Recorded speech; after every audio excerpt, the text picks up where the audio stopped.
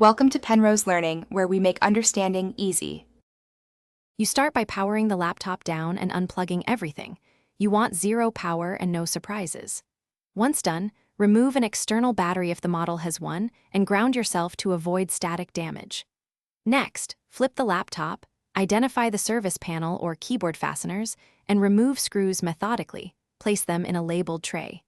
You do this now so that when you open the chassis, you can focus on the SSD without fumbling or risking lost screws. You remove the panel and locate the storage area. Once visible, identify whether the drive is an M2 stick or a 2.5-inch SATA unit because the removal method differs.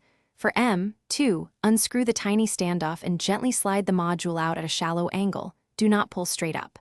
For 2.5-inch drives, unclip or unplug the SATA connector, then lift the bracket or slide the drive out of its sled. You take care not to flex connectors or force components. You replace the cover and any batteries or brackets, then reconnect power and peripherals so you can test. Once done, boot into BIOS or UEFI to confirm the system detects the drive and to set boot order if needed. If the SSD is not detected, first power down and reseat the module or cable. Make sure the M2 screw is snug but not over-tightened.